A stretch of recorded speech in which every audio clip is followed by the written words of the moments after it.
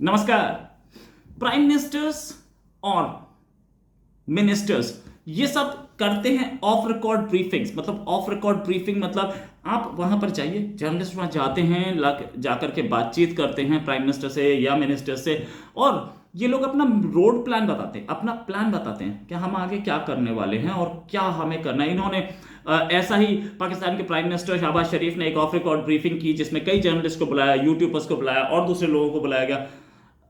उनसे बातचीत में उन्होंने कई बातें बोली। एक चीज उन्होंने ये बोली कि देखो हम जो हैं वो सब्सिडीज हटाने वाले हैं या टैक्सेस कम करने वाले हैं। महंगाई बढ़ेगी तो महंगाई बढ़ेगी, ये आपको झेलनी पड़ेगी क्योंकि ये इकोनॉमी के लिए है और हमें करनी पड़ेगी, मजबूरी है हमारी। दूसरी एक सबसे इंपॉर्टेंट चीज जो उन्होंने बोली इस ऑफ रिकॉर्ड ब्रीफिंग में कि सीपीईसी अब मर चुका है, खत्म हो चुका है। सीपीईसी को दोबारा स्टार्ट करना बहुत मुश्किल है, लगभग इम्पॉसिबल। लेकिन फिर भी हम चाइनीज के साथ बात करेंगे कि कैसे हो सकता है। इससे क्या पता लगता है? इससे यह पता लगता है कि पाकिस्तान अब अमेरिका से बेटर रिलेशंस बनाना चाह रहा है। क्यों बनाना चाह रहा है? क्योंकि सीपीईसी से नहीं आ रहा वैसा पैसा, खत्म। अमेरिका से ही फंडिंग आ सकती है, तो they want better relation. Shahbaz Sharif खुद तो दिख रहे हैं कि वो अमेरिका के फेवर में जाते दिख रहे हैं, अगर उन्होंने ये स्टेटमेंट बोला है। वरना वो बोल सकते थे कि सीपीईसी का हमारा दूसरा एग्रीमेंट साइन हुआ है, इमरान खान साइन करके आए, मैं जाऊंगा वहां जाके बातचीत करके और इन्वेस्टमेंट लाऊंगा। अगर उन्होंने अपने मुंह से बोल दिया कि सीपीईसी अब खत्म हो चुका है, सीपीईसी अब पॉसिबल नहीं है, उन्होंने ये भी बोला कि चाइनीज बहुत नाराज हैं, तो ये बात बिल्कुल क्लियर है कि चाइनीज नाराज हैं, तो सीपीईसी अब नहीं चलने वाला, बंद हो गया सीपीईसी, सीपीईसी में पैसा नहीं आ रहा। एक चीज और उन्होंने बोली कि यह बोला गया कि जनरल बाजवा से के रिलेशन में एक क्वेश्चन पूछा गया कि क्या उनका एक्सटेंशन होगा। आर्मी इस बात को डिनाई कर चुकी है, आर्मी इस बात को डिनाई कर चुकी है। लेकिन शहबाज शरीफ ने बोला कि मैं आर्मी के मामले में कुछ नहीं बोलना चाहता, आर्मी जो है वो देखेगी अपना, और जब नया चीफ की बात आएगी उस समय आपको जवाब मिल जाएगा, उस समय आपको आंसर मिल जाएगा, उस समय आपको नाम मिल जाएगा। ये भी थोड़ा सा कॉन्ट्रोवर्शियल था। आर्मी डिनाई कर चुकी है कि जनरल बाजवा एक्सटेंशन नहीं ले रहे। जनरल बाजवा खुद बोल चुके हैं कि मैं पोतों के साथ खेलना चाहता हूं, तो शहबाज शरीफ ने मना क्यों नहीं किया? शहबाज शरीफ बोल सकते थे, अब ये नहीं बोलते कि भाई हम एक्सटेंशन नहीं देंगे, वो कम से कम ये तो बोल सकते थे कि बाजवा साहब खुद ही बोल चुके हैं कि मैं अपने पोतों के साथ खेलना चाहता हूँ, इसका मतलब वो जाना चाहते हैं। या वो ये बोलते हैं कि आर्मी खुद बोल चुकी है कि आप हमें मतलब अब जनरल बाजवा को एक्सटेंशन नहीं चाहिए, ये भी उन्होंने नहीं बोला। साथ में एक चीज और इंपॉर्टेंट, आज ही डीजीआईएसपीआर की एक पीसी प्रेस कॉन्फ्रेंस हुई। डीजीआईएसपीआर जो हैं आर्मी के स्पोक्स पर्सन हैं, आर्मी नेवी एयरफोर्स तीनों के स्पोक्स पर्सन हैं। उन्होंने बोला कि आर्मी को किसी भी पॉलिटिकल एक्टिविटी में नहीं घुसाएंगे आप। उनको पॉलिटिकल एक्टिविटी में घुसाने के लिए मतलब उनका नाम लिया जा रहा है बार बार आर्मी का, आर्मी को ना धकेला जाए, don't drag army into political activities.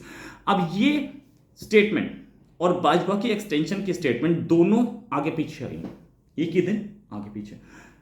इससे पता क्या लगता है? इससे पता लगता है कि भाजपा की कहीं ना कहीं एक्सटेंशन की गुफ्तगू है, साथ में आर्मी को ये पॉलिटिकल दिखा करके आर्मी ने इतना अपने आप को पॉलिटिक्स में घुसाया, इमरान खान तक को हटाया।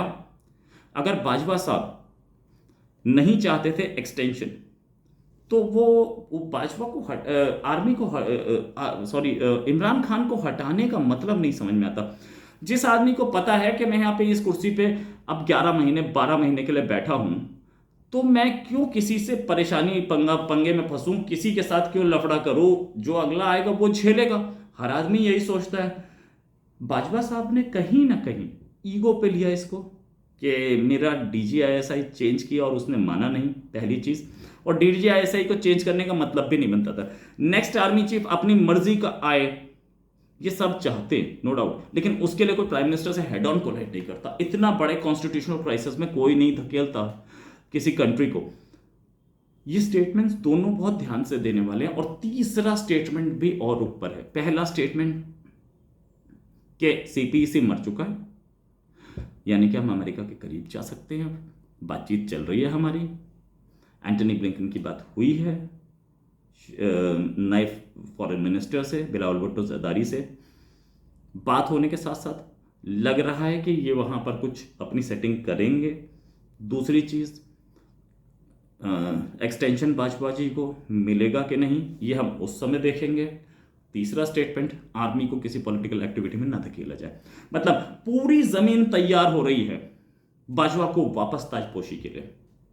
अब देखते हैं इसमें आगे क्या होता है। बहुत बड़ी खबर यही है, सबसे बड़ी खबर ये इनफैक्ट आज की, कि बाजवा की ताजपोशी की कुछ ना कुछ जमीन तो तैयार हो रही है और बाजवा वापस आ सकते हैं। वो कुछ ऐसे लोग भी हैं, आर्मी में हो या पॉलिटिक्स में हो, जो कि बाजवा वापस चाहते हैं, क्योंकि बाजवा तो होने लाए ना, तो वो बाजवा को वापस चाहते होंगे।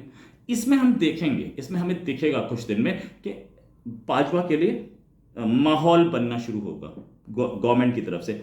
जितना आर्मी को बदनाम किया है इमरान खान ने, उतना बदनाम किसी और ने आज तक नहीं किया। और इमरान खान ने एक बहुत तगड़ी चीज की है कि इस पाकिस्तानी आर्मी जिसके फेवर में सब बोलते थे, सारे लोग बोला करते थे, मींस पॉलिटिशियन से लेकर के आवाम तक, कभी गाली नहीं दी आर्मी को। आज वो गाली दे रहे हैं आर्मी को। मतलब आर्मी कहीं ना कहीं अपनी पॉपुलैरिटी के लिए तड़प रही है।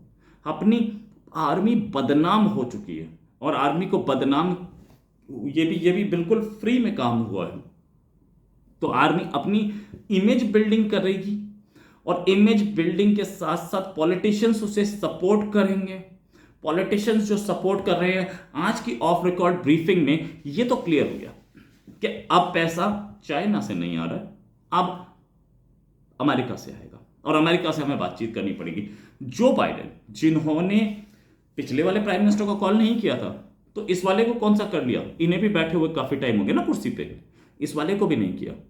इंडिकेशंस हैं कि मामला थोड़ा सा गड़बड़ा रहा है, इन द सेंस के अमेरिका अब तक खुश नहीं है, या अमेरिका कहीं चाह रहा है कुछ कि इनकी पॉलिसी में चेंज हो, और ये बार बार अपनी पॉलिसी में चेंज के जैसे बोलते हैं कि इंडिकेशंस दे रहे हैं। अमेरिका की तरफ से क्या होगा और पाकिस्तान की तरफ से क्या होगा, ये दोनों के दोनों देखने वाली बात है, क्योंकि अफगानिस्तान का फ्यूचर फंसा है। अफगानिस्तान का फ्यूचर डिपेंड करता है इस चीज पे कि उसके नेबरिंग कंट्रीज किस रूट पे चल रहे हैं, किस रास्ते पे चल रहे हैं। और अगर चाइना पाकिस्तान को खोता है एज एन एलाई, तो चाइना के लिए बहुत बड़ा नुकसान होगा। वहां हम देख रहे हैं कि सऊदी अरेबिया और ईरान कोजियत कर रहे हैं, दोनों बातचीत कर रहे हैं। एक टाइम पे दोनों एक दूसरे को गाली दे रहे थे, दोनों एक दूसरे के खिलाफ बातें बोल रहे थे, और होदिनी रेबल्स को मिसाइल्स दिए जा रहे थे जो कि सऊदी अरेबिया पर कहीं हमले कर रहे थे। अब हमें दिख रहा है कि सऊदी अरेबिया और ईरान दोनों अपनी प्रॉब्लम्स और दिक्कतें भुला करके दोनों दोस्ती बनाने की कोशिश कर रहे हैं। ये सऊदी अरेबिया और ईरान की दोस्ती, ये भी एक इंडिकेशन है कि ईरान चाइना की तरफ बहुत ज़्यादा चला गया है। अब हम उसे ईरान को अपनी साइड खींचना है, एक चीज़। दूसरी चीज़, पाकिस्तान चाइना की तरफ बहुत ज़्यादा चला गया, अब हमें उसे अपनी साइड खींचना है। तो ये रिजीम चेंज यानी कि शहबाज शरीफ, कुछ इंडिकेशंस इस प्रेस कॉन्फ्रेंस में दे गए हैं जो कि हमें शायद कुछ टाइम पे, आने वाले टाइम पे दिखे कि आगे क्या होगा। इस ऑफ रिकॉर्ड ब्रीफिंग में कश्मीर पे कोई बात हुई कि नहीं, मैंने 2-3 दोस्तों से पूछा, मुझे नहीं पता लगा कि कश्मीर पे कोई बात हुई थी। अगर हुई होगी तो हो सकता है थोड़ी बाद मिल जाए खबर, लेकिन कश्मीर पे कोई बहुत ज़्यादा वो बातचीत इसमें हुई नहीं। कुछ बहुत इम्पोर्टेंट बात तो नहीं थी, वरना बाकी सब बताते। तो ये कहानी थी कि बाजवा का एक्सटेंशन, अमेरिका का प्रेशर या अमेरिका की तरफ से दोस्ती का हाथ, और शहबाज शरीफ का फ्यूचर लाइन ऑफ एक्शन क्या होगा। इकोनॉमी सुधारना है जिसके लिए अमेरिका से दोस्ती ज़रूरी है। चाइना कभी भी आपको आपकी इकोनॉमी की नैया पार नहीं कर सकता, ये बात क्लियर है। इसी के साथ एक और खबर के साथ फिर हाजिर होंगे। नमस्कार, जय हिंद।